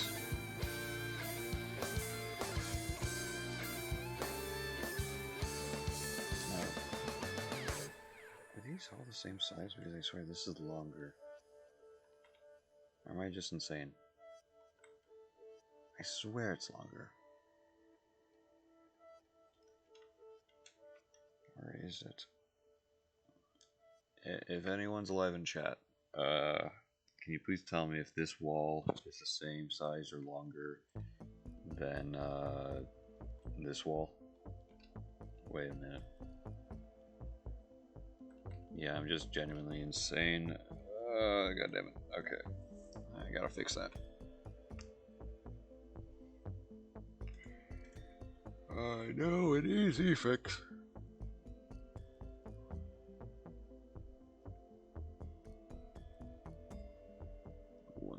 Wait a minute. How many pixels? 6 pixels.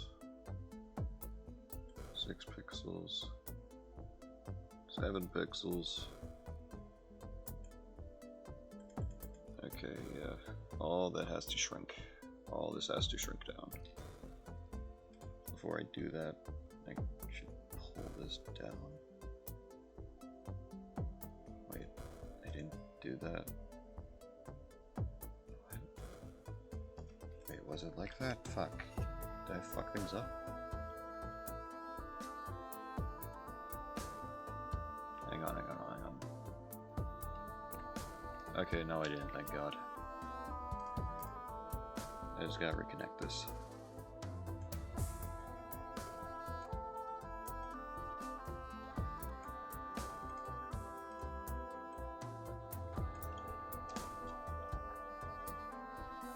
And shrink all this.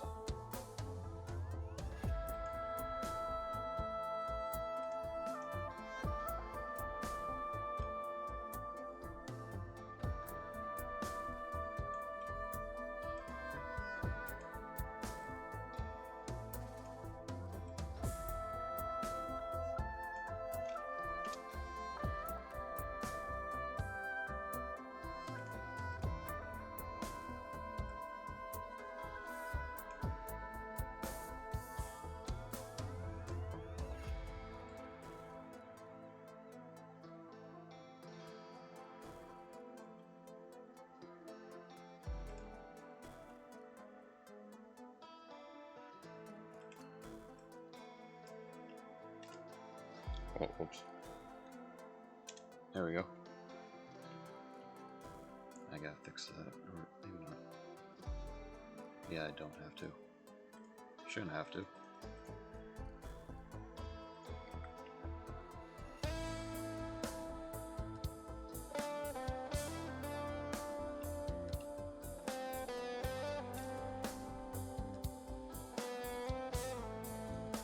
Should just copy and paste these.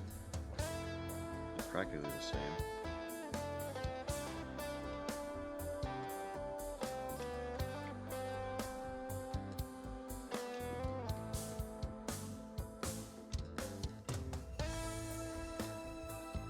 Hello there.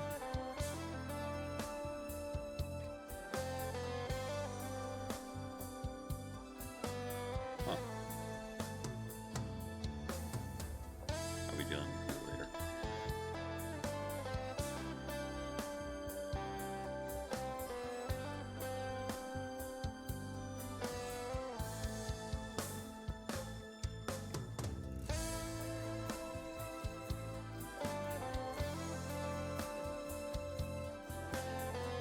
Okay, so this stops, that goes all the way up, okay.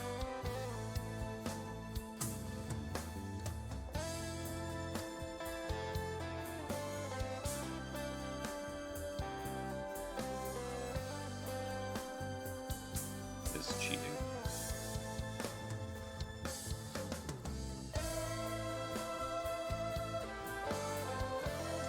There we go. Perfect.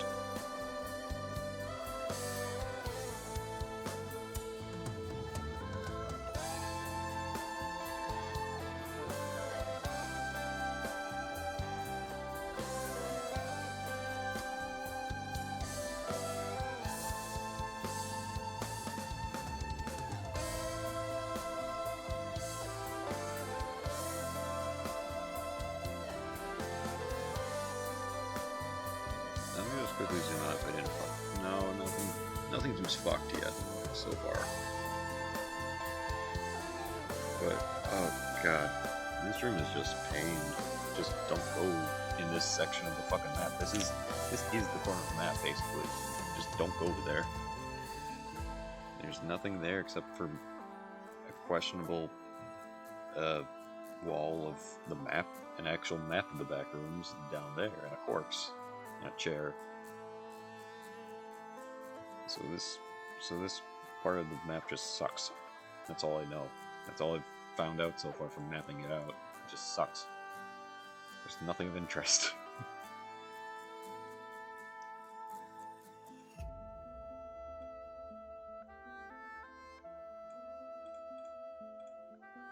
I haven't saved in a while, I should fucking do that. There we go. Saved.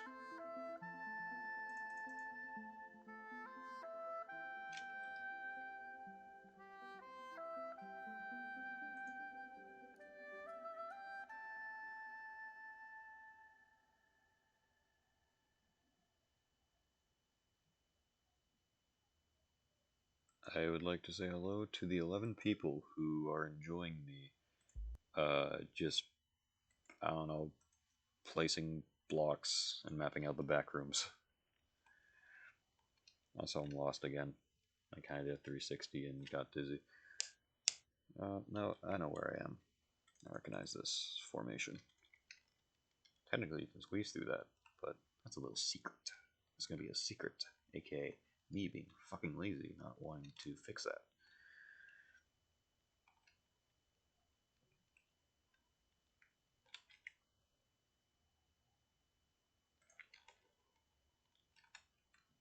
Seems to be in between. I would say it's about the same size.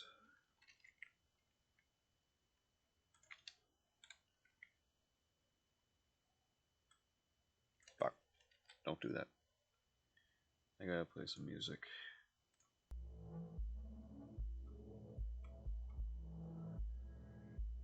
I wonder. I don't really listen to that many gaming soundtracks, so I don't really know which are good soundtracks and which aren't. I'll just keep the Risk of Rain soundtrack going for a bit. I'm gonna probably end the stream here soon.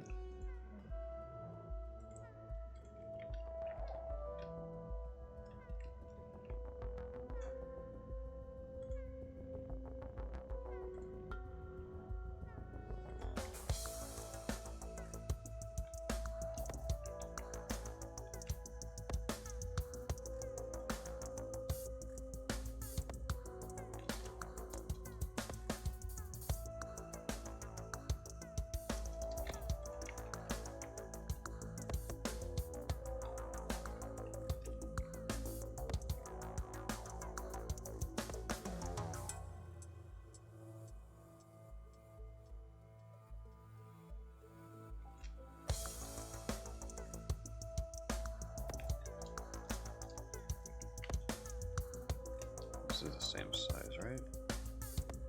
Seems like it. Maybe I should make this smaller than this here.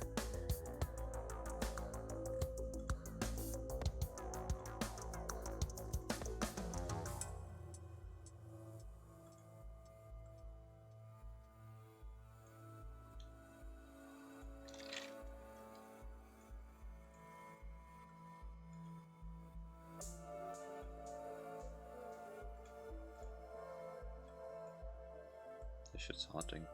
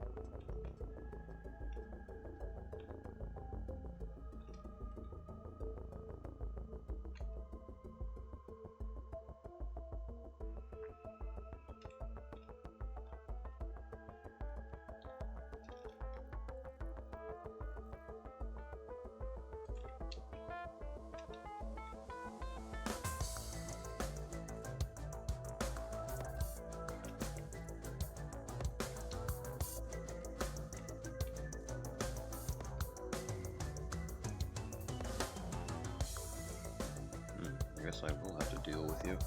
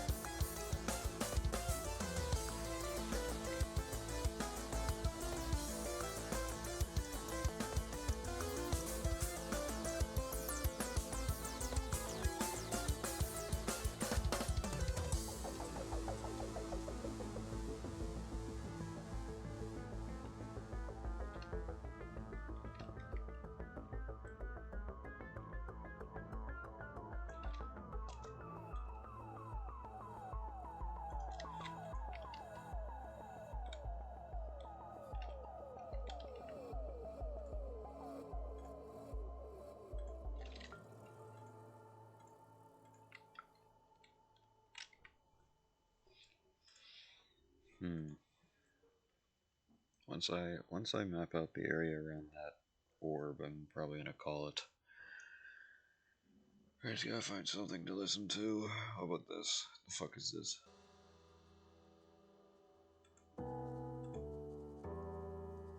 Okay, whatever this is.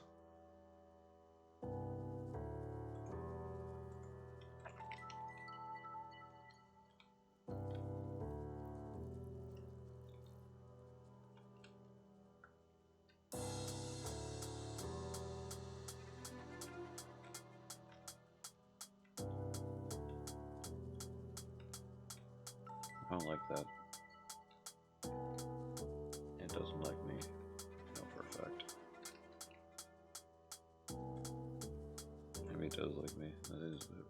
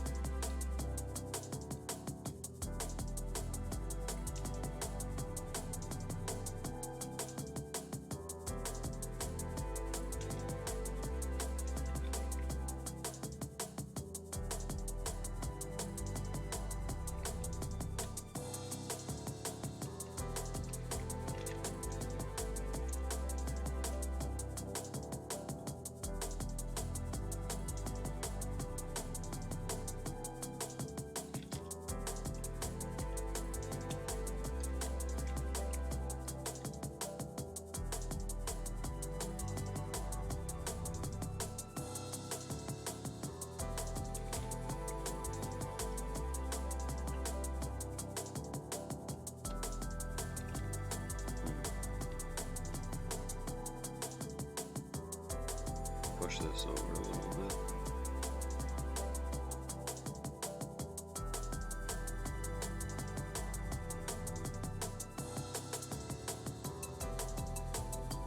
About there.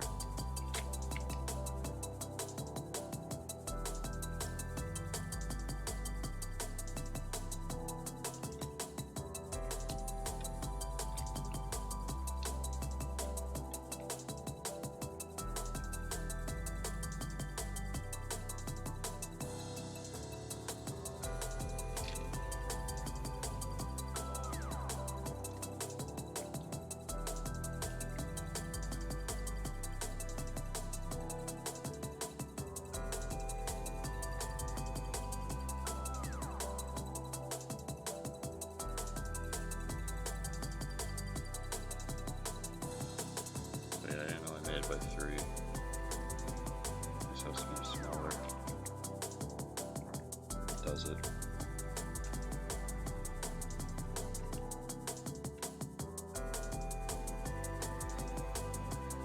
Maybe not.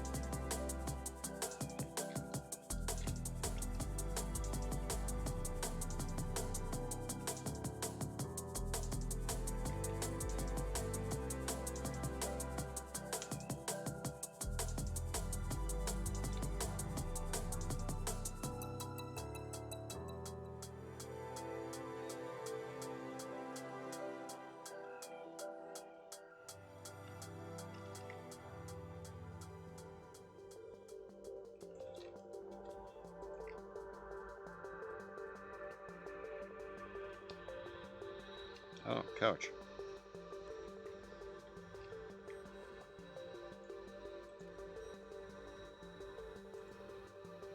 And a telephone, okay. Fuck.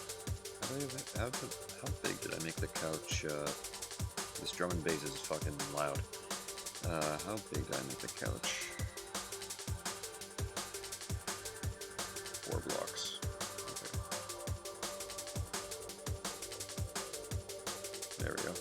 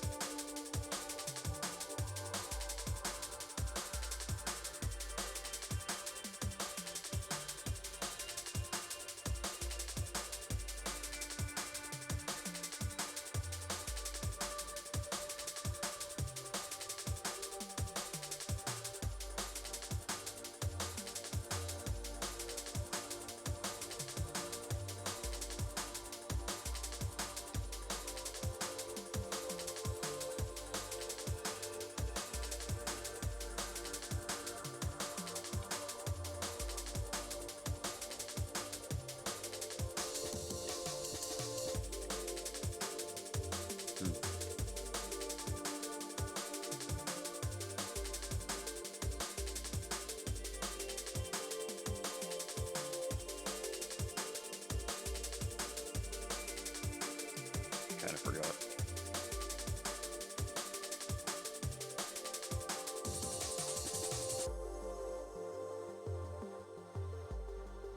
Maybe this has to be farther.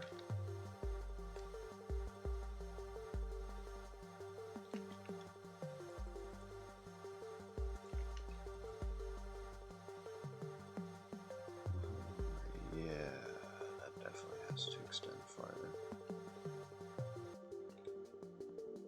That can also be extended.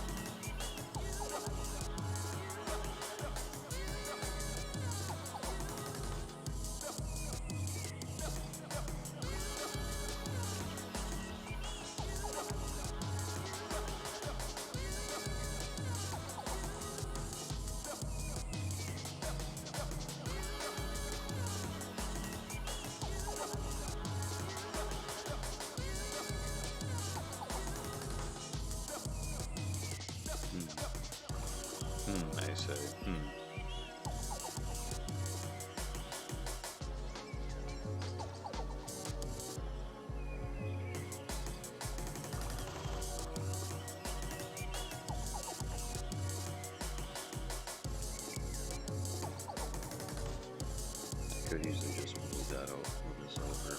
It's not connected to anything.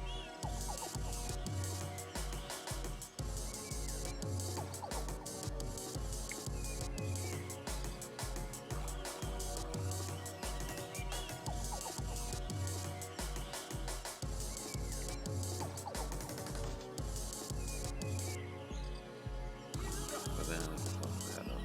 You know what, I'm okay with that. The more I work on this, the more the seams are breaking on how this map will turn out.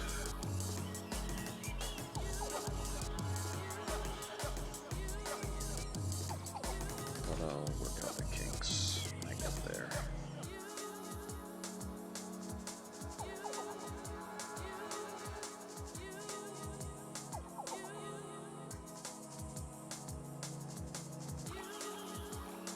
Okay. Save.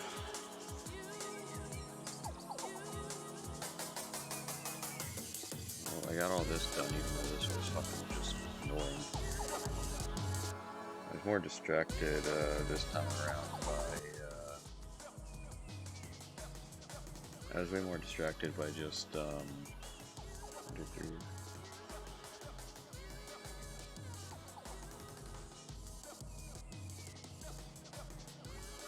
distracted by creepypastas, but at least it looks like I got shit done. At least there's that. I mean, I guess I'll fill out this, and then I'll keep continuing on how big this piece is right here.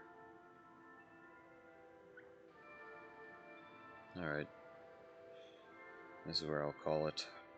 To all the 12 people watching this, I hope you enjoyed the ramblings of a madman, listening to creepypastas, music, and trying to map out the backrooms on VRChat. I'll try and do next Monday. Next Monday I should be back here. I've been trying to be consistent, but yeah, I hope you enjoyed. Have a good night. Peace.